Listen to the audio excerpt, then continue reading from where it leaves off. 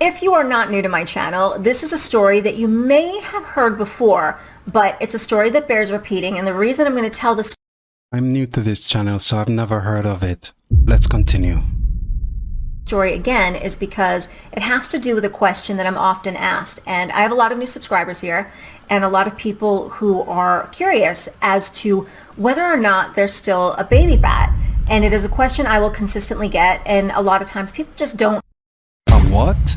Didn't catch that, but I'll continue watching.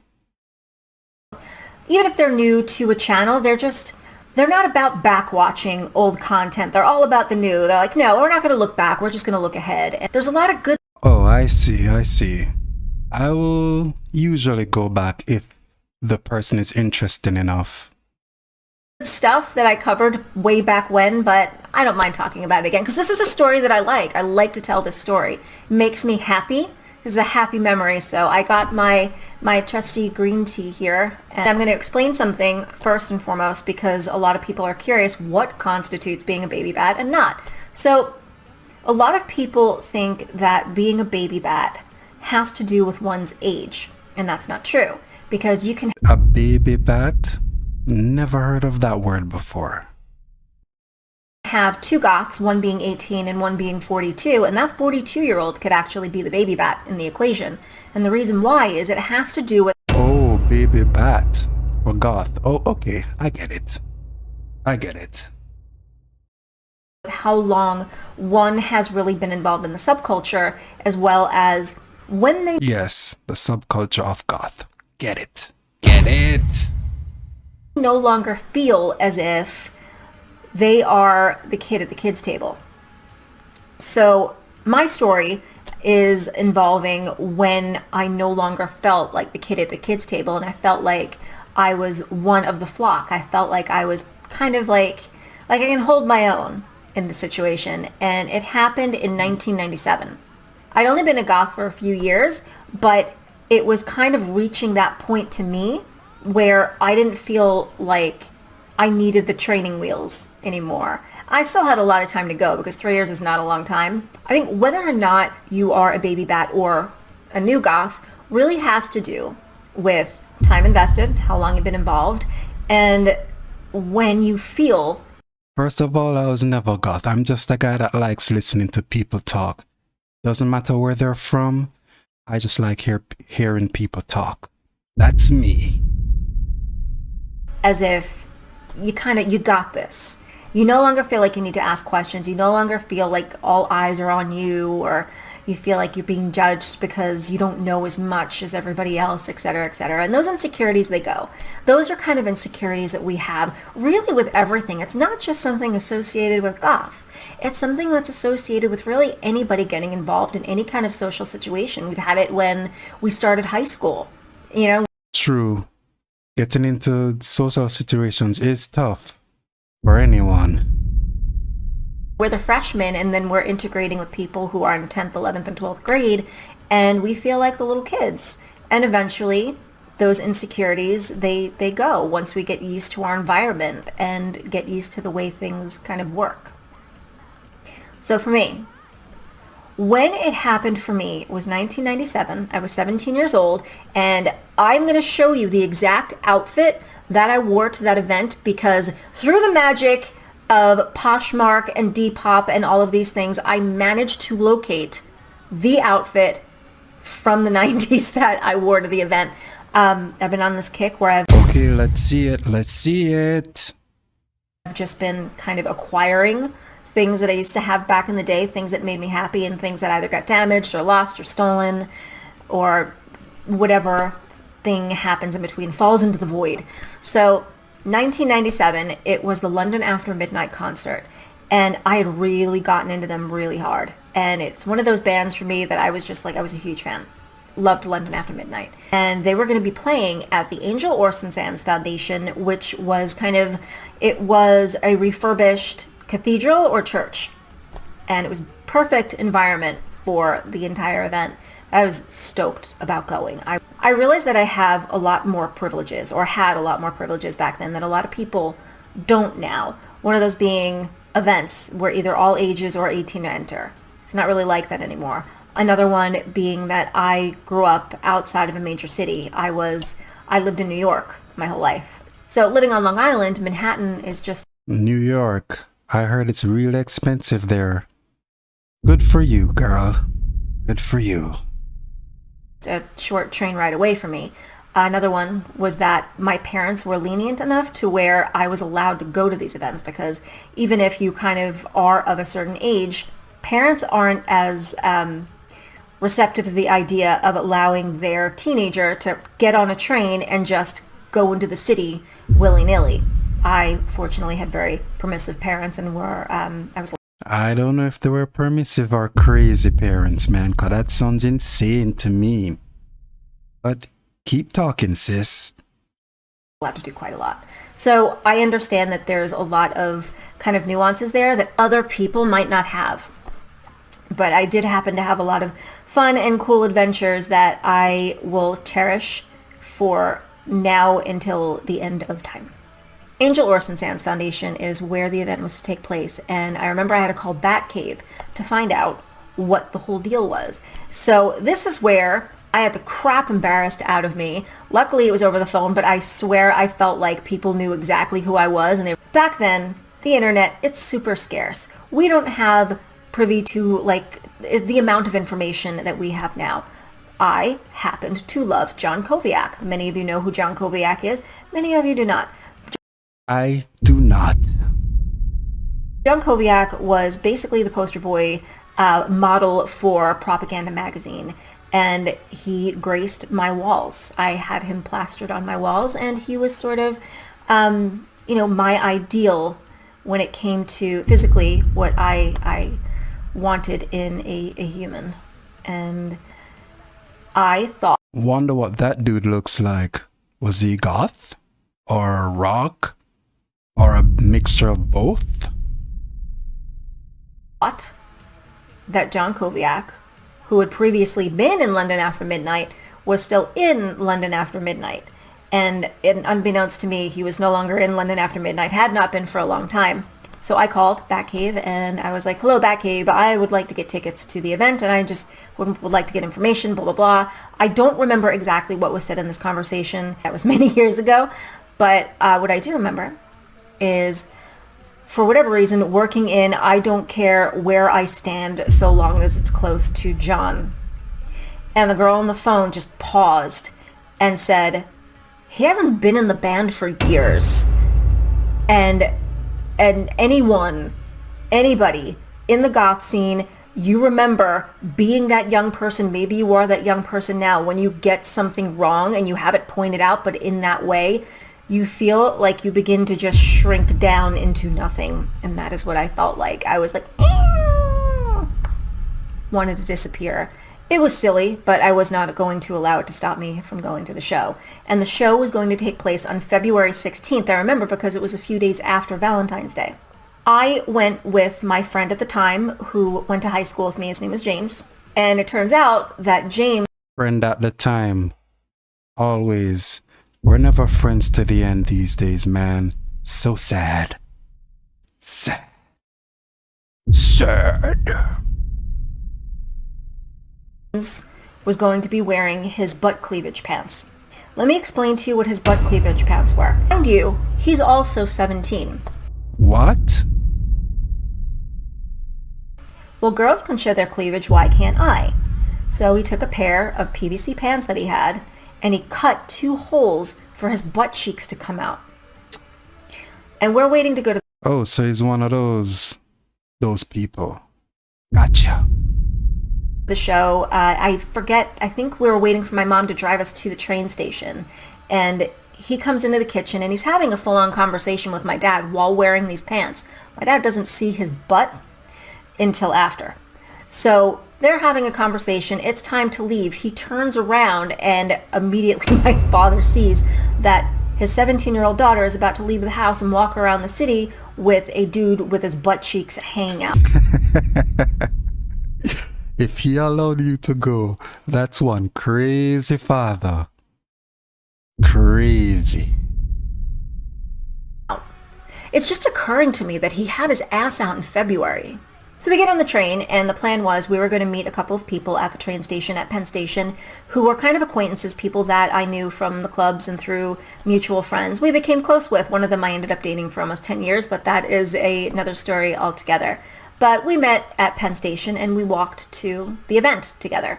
So we made our way to the show, and afterward we had plans to go to the after party, which was going to be held at a club called The Bank. And it was Can't believe he let you go without putting up a fight. What? That father is weird, bro. Weird. walking distance away from the venue. So we go into the show, and it was amazing. It was like the best thing ever. I mean, I couldn't possibly tell you whether or not the sound was good. All I know is it was one of those situations where it's a band you love, a band you listen to a lot, and it really doesn't make much of a difference to you what they sound like, so long as you hear the songs you want and you're in their presence. So there are certain things when I think back in memory, and there are certain kind of details that I don't really remember, and unless it's something really over the top, I'm not going to remember things like sound. So I wish I could tell you if they sounded fantastic. I just know that they were there. They sounded like I thought they would, which is what they sounded like on their albums, and I was a happy camper. So the show ends, and at this point we're kind of like looking for the people that we came with. We ended up scattered throughout the venue, and we are just trying to find each other so we can make our way toward the bank. So we managed to find each other, and we make our way outside the building, and there's just a huge group of us just exiting the building. And as we walk outside, I realize that it had snowed while we were inside, and there was at least a good foot of snow on the ground, and snow was still coming down. And any of you who live in a place where it snows, you know that silence that comes along with snow, where it's this peaceful calm, this silence. It like the snow absorbs all of the sound, and that's exactly what Been in snow before, but that was a long time ago. I was about 8, was in Connecticut. Snow was cool. happened. So you can imagine being in the middle of Manhattan, what that must have been like. You're surrounded by these buildings and tons of goths, and suddenly it's just this perfect silence as the snowflakes are falling down. And it was beautiful. And I remember I was wearing this opera coat, which is essentially, it's like a cloak with a hood, but it's super thick black velvet, and then inside it had kind of a cream faux fur, which was super warm. So I kind of felt like the ultimate goth, kind of stepping outside wearing this burgundy velvet corset, and then I'm wearing this cloak, and seeing that it's snowing, I just pull the hood up and I pull the coat closed, and we all walk together, like 100 of us, everybody going to the after party. We're all walking together. So as we're walking from the venue to the after party, it's kind of a prolific moment for me.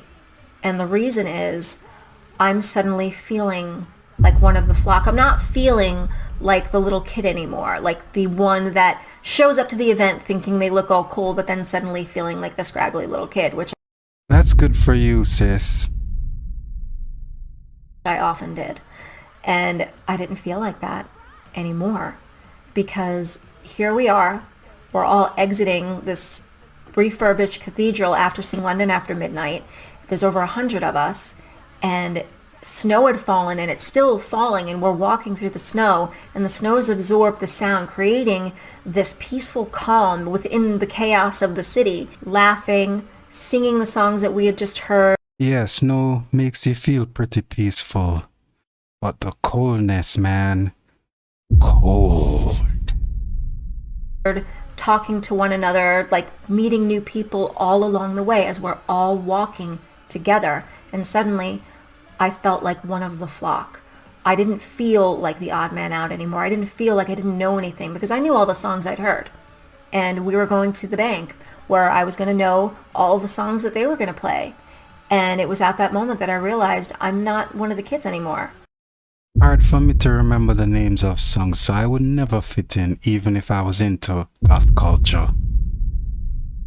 I'm not a baby bat. I didn't say baby bat because we never used that term back then, but I felt like I was one of the group for the first time ever. And that was sort of that turning point where I felt like, okay, I'm a goth. I'm one of them. Because we all go through that period where we have this imposter syndrome where we feel like we don't belong, where other people are judging us, and maybe we I've had imposter syndrome for my entire life. I don't belong in no crowd, man. don't have the right clothes, or we don't know as much of music as we think. And what you have to understand about that, and I think it's something really important, other people aren't looking at you the way that you are looking at you. And sure, there are jerks out there. There are people out there who judge. But for Yes, the judgers, man. They're the loudest, so you remember them. the most part, we are our worst critics. And we can be so hypercritical of ourselves in so many situations that we think other people are judging us in that same way. And we end up kind of taking that insecurity that we have and projecting it onto others, and kind of having our negative thoughts about ourselves come out of their mouths or their thoughts, when it's not even the case, not even close to the case. So you really have to consider that you're not looking at you the way that everybody else is looking at you. So you really need to cut yourself some slack, give yourself a break, and just don't allow those kinds of things to ruin moments. Because if you want to have those experiences and enjoy those experiences, you got to get involved. Get involved. Go to events, go to clubs, go to concerts. I do all of that, but I just don't fit in with these people. With any people. And if it's a difficult thing for you to do for whatever reason, whether it be proximity to other people, where you live, etc., find other ways to get involved.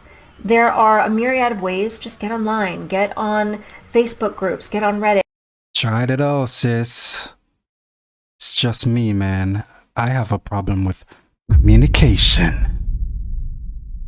Just find your people. Just always make sure to be careful. And Who are my people, I think?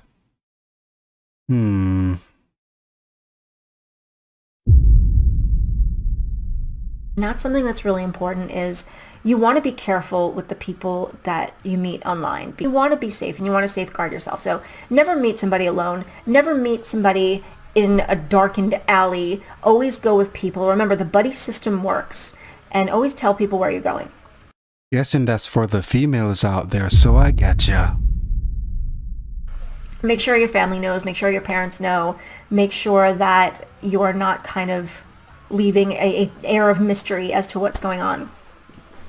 But eventually, once you find your flock and once you get things moving, you're going to realize how much further away from Baby Bat you get with each event that you attend, or each time that you integrate or involve yourself in these kinds of situations. And you'll see. But just don't allow that insecurity to take away from things. But even though I had all of those insecurities, I'm stubborn. I've always been stubborn. I'm probably always going to be stubborn. And I didn't allow it to stop me from going out and going to these events or asking questions. And it was those very things that led to me feeling Asking questions is a good thing. more secure and feeling more as if I am on par or on the same level with those around me and not beneath anyone. So I hope you enjoyed the story. As promised, I'm going to show you the very outfit that I wore to this concert. Let's see it, sis. And I hope that you enjoy it as much as I am going to cherish this thing forever. And this time I'm not letting it go. Till next time. The story about the set is that it's made by Morbid Threads and was sold by Hot Topic and was purchased Nah, I ain't feeling that one.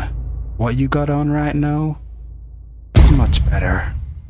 back in 1997, and when I came upon it on Poshmark, it was being sold by two different sellers, top by one seller, bottom by the other seller, so the skirt is actually a size too large, but the top is my size. So when I got it, I was excited to show my husband because it's a part of my history, and I'm always happy to share parts of my history because it's like happy moments for me, but he likes fashion anyway. So I laid it out on the bed after it arrived, and he came home and went into the bedroom to go change, and he sees this thing laid out on the bed. He's like, oh, that's it. It's really nice. That skirt's never going to... Really? The husband thinks that's nice? Nah. fit you. And then I hear rustling. I go into the bedroom, and there he is, standing there, wearing the skirt. And I said, you could borrow it if you want to. It's okay, because it's not unheard of that we borrow each other's clothes. And he What? What the heck is going on right now? looks at me like I'm insane for offering to let him borrow the skirt. Yeah, that's insane. What? Where am I right now? Meanwhile, he stood there wearing it. However, it is a Why was he wearing it? What? What? lovely set nonetheless. I am never getting rid of it this time. It is staying in my possession from now until the end of time. So, why should I learn a language with either of you? We match you with the best tutor for you. Tutor. Not interested. But that video was good. But that skirt thing is pretty weird. Peace.